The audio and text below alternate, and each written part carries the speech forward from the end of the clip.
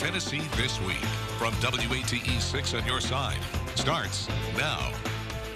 Hello and welcome to Tennessee This Week. Good to be with you. I'm Don Hudson. Before we get into some of the issues impacting Tennessee, East Tennessee, and the nation, let's introduce our panel of WATE political contributors. Courtney Piper, Craig Griffith, Michael Covington are all here.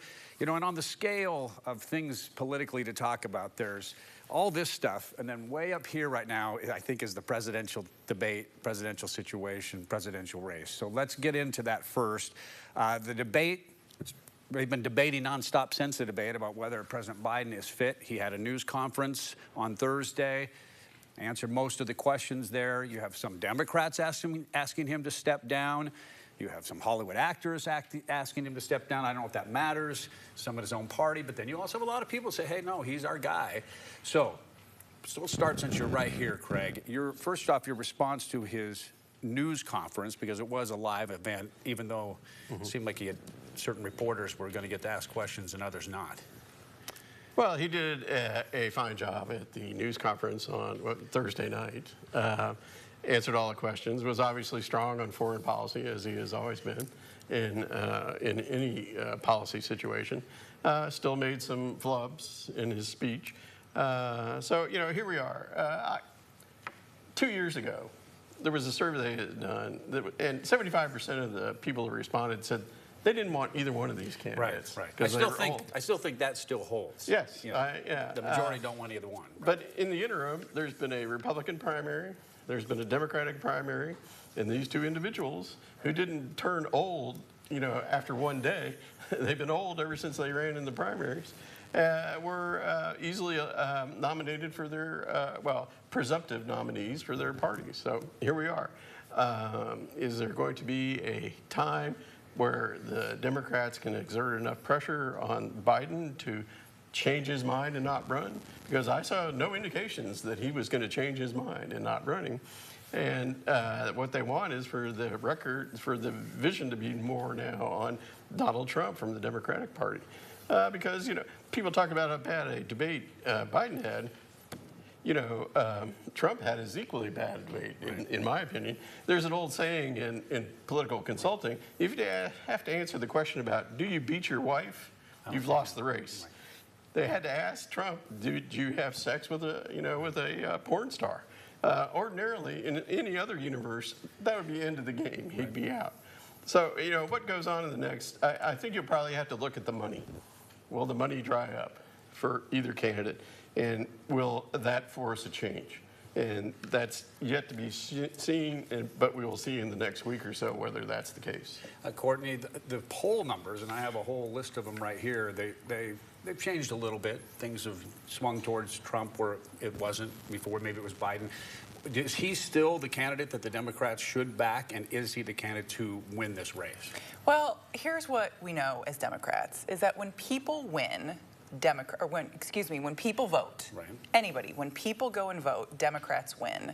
And what Democrats want in November of this year is for people to go out and vote in droves. And that means people are going to have to feel motivated to vote.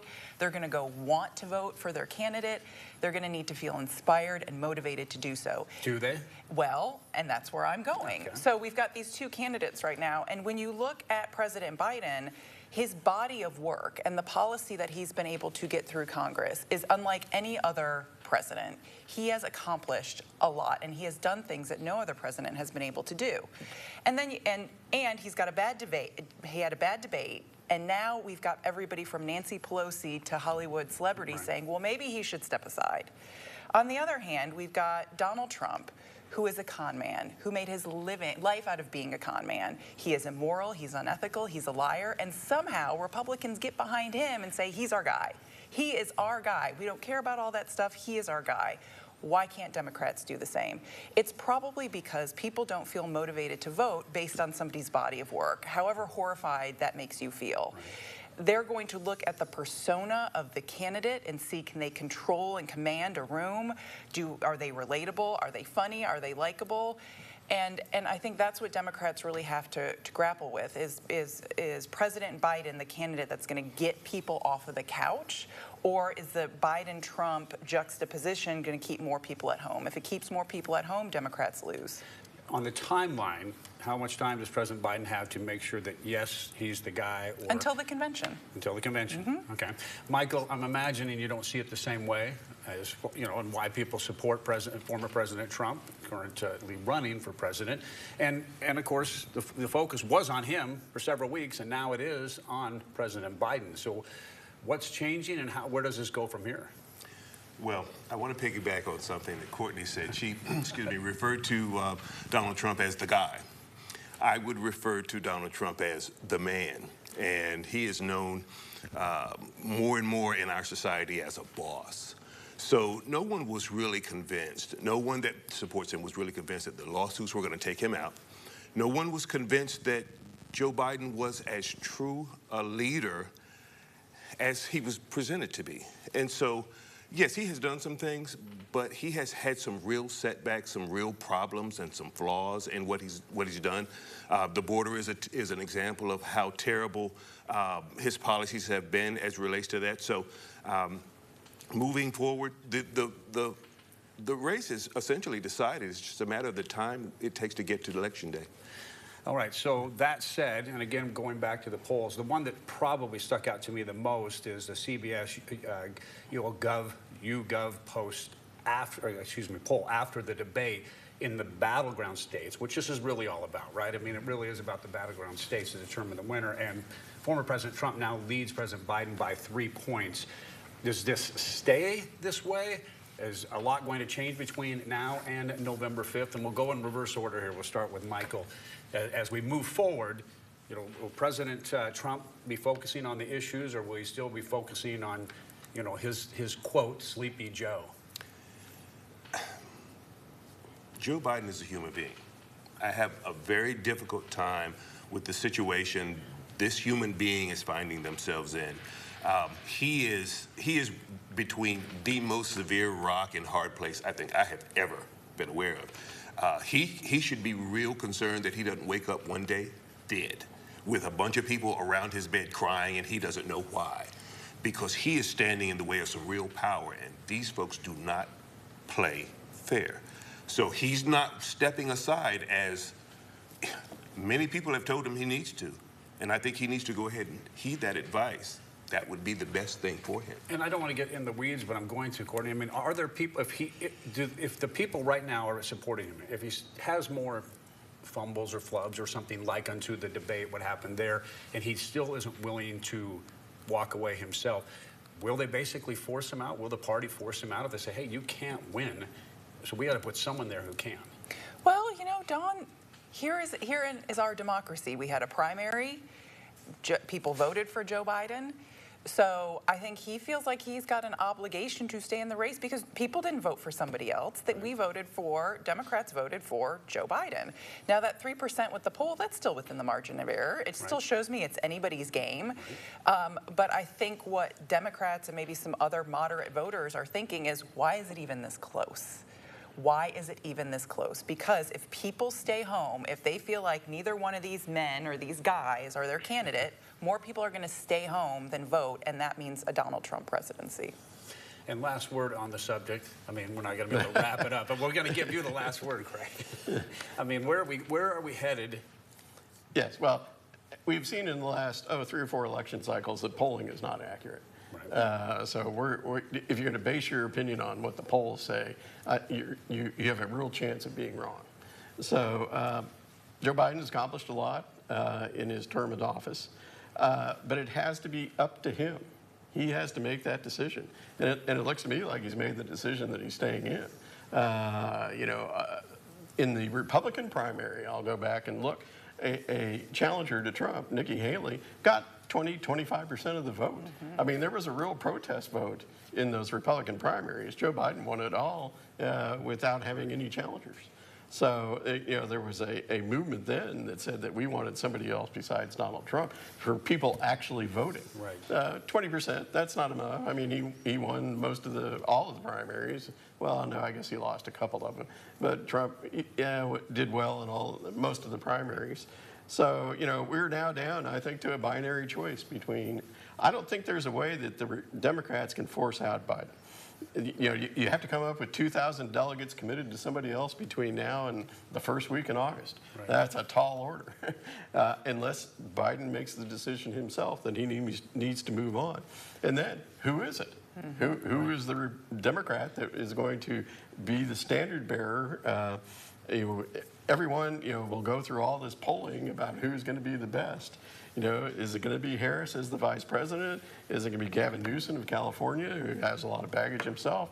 We got to get down to, as you said, it's election of 50 states. Right. And out of those 50 states, there's 6 or 7 that have an undue influence on the race because of the size of their electoral votes and their political history. So it's going to be one in those. Donald Trump only won because of about 50,000 people in the Midwest in 2016, and Joe Biden won by about 80,000 people in the Midwest in 2020.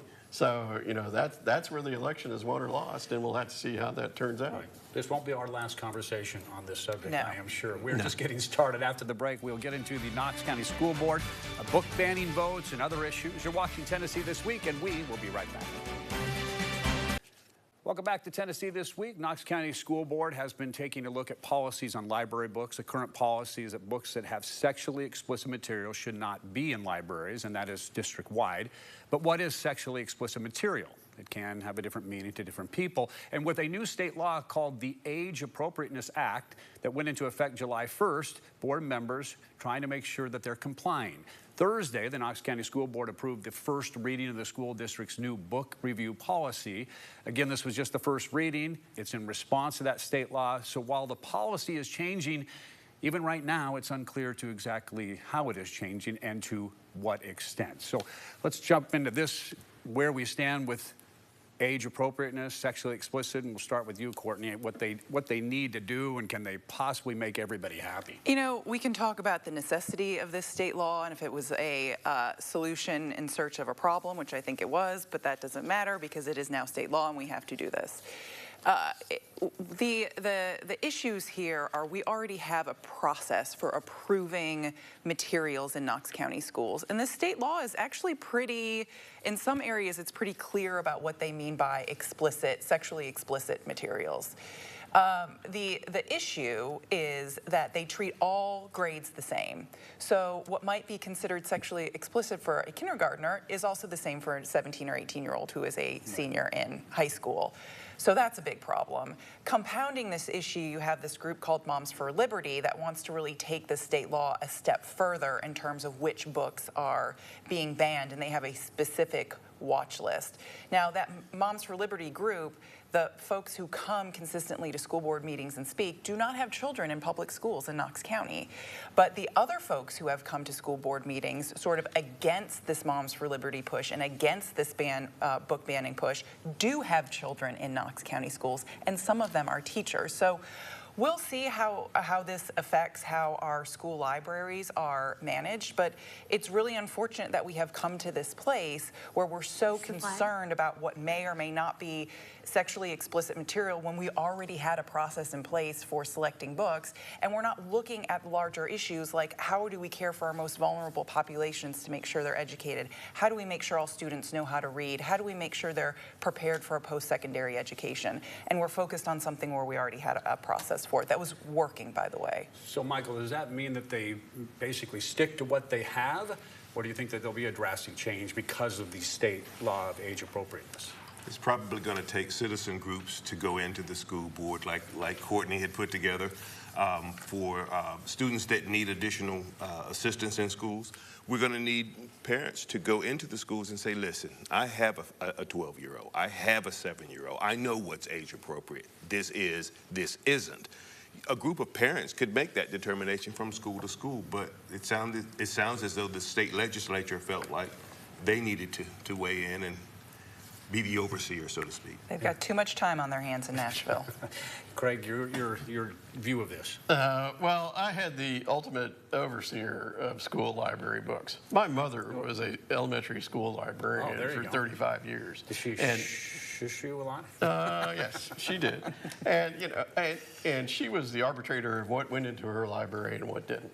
And I trust that people like that, librarians all across our state, are making the best decisions that they can in terms of what books are there for the children in lower elementary grades, upper elementary grades, in the different high schools and middle schools throughout the state.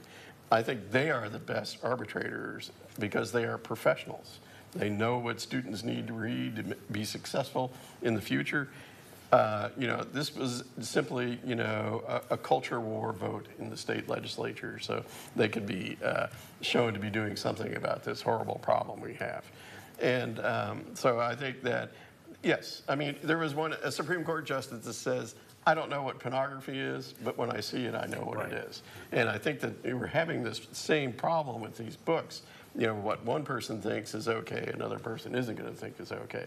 So how you, in the end, I hate to say it, but it'll be determined by the courts. Right. It'll go to the courts, and they'll make a decision on what, is appropriate and what isn't appropriate, the way our entire society seems to be going, that we have to make the courts decide about what we can and what we cannot do. So we'll see. I hope it doesn't go that far, but I believe it will. Well, let's go from books in Knox County to special education. I know, Courtney, this is something that you've been involved in. You had a task force, a special education task force, made some recommendations. This is, was this a year ago? About a year ago, About a year ago. Where are we with that? Is it heading the right direction, or are they making some of these changes? Are they following some of these recommendations? That is all unclear at this point, I would say, Don. So I was appointed to the Special Education Task Force. We met last summer. We produced 5 recommendations to the board and the superintendent. When we did that, Chairwoman Henderson memorialized those 5 recommendations into a resolution calling on Knox County to be a model for special education. And that task force had then morphed into a special education council where we were still providing input into progress towards those recommendations. Well, then a document became public where the superintendent had been deposed and was asked about the task force and our recommendations.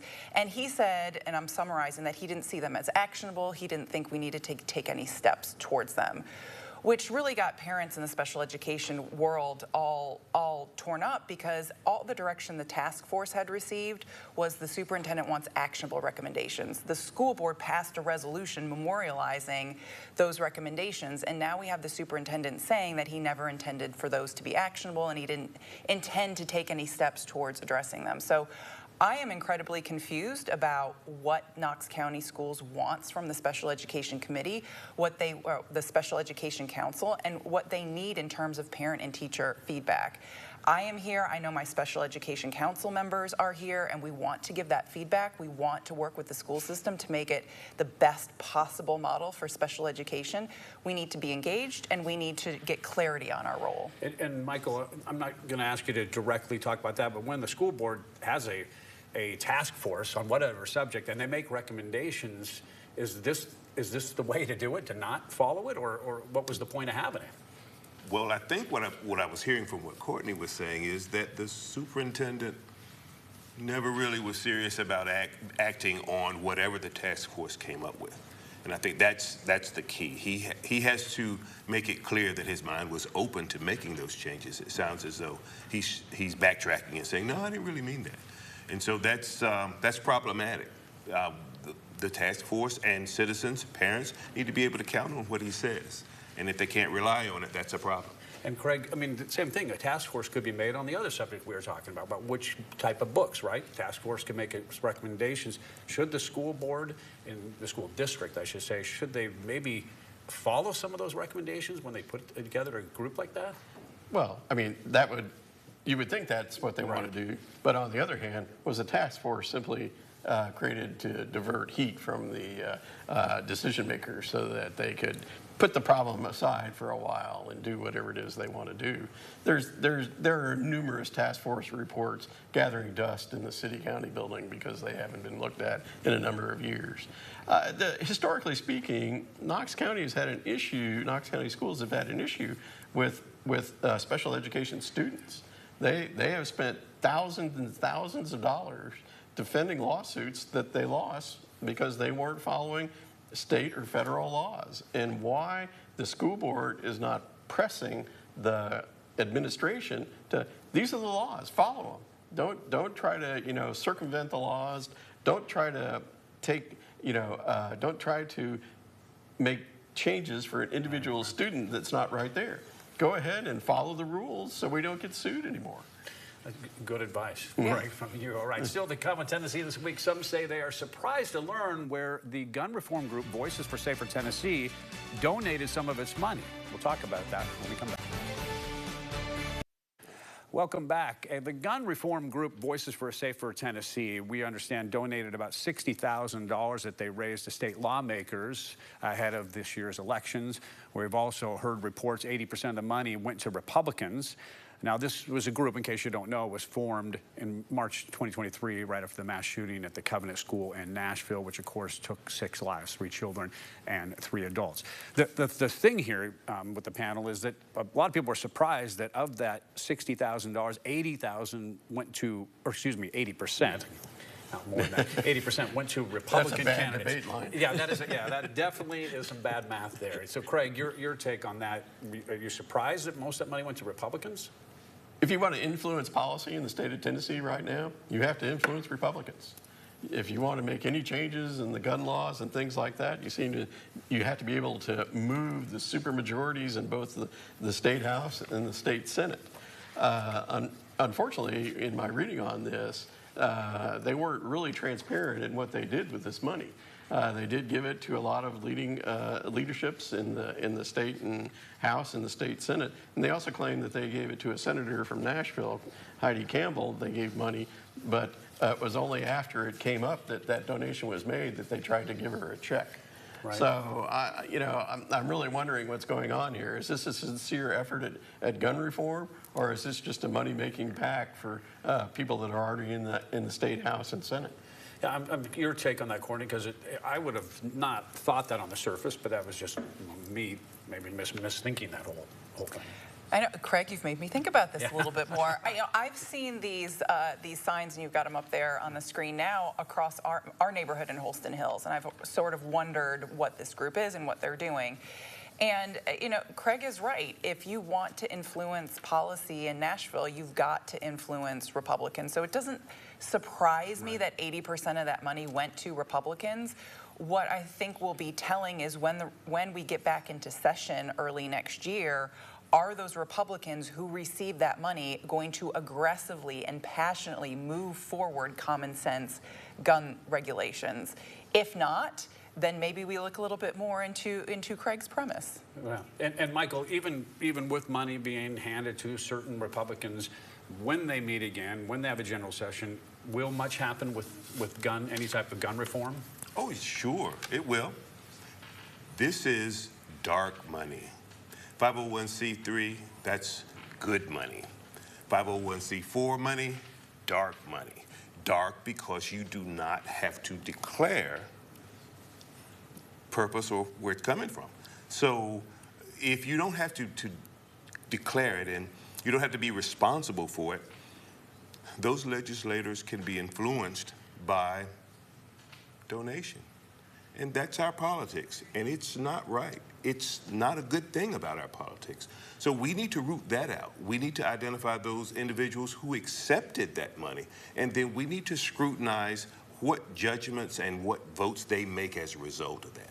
In the bigger picture, we can't go backwards in time, and we should the legislator, and even would the legislature, the lawmakers here, make some changes like that where they have to identify when they're taking any money.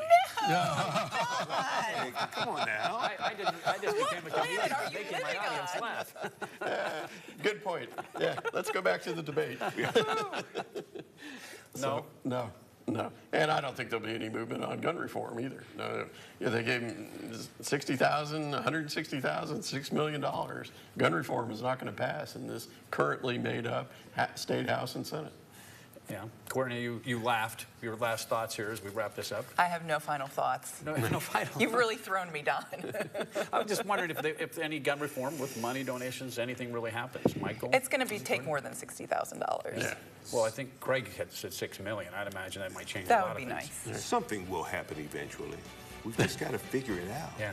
We've not taken time to put our minds on the problem. We've dealt with our differences. That's the last thought, because we are running out of time. I want to thank you for watching. Thank our panel. We'll see you next week. The views of guests on Tennessee This Week are their own and do not represent the views of WATE 6 on your side or Nexstar Broadcasting.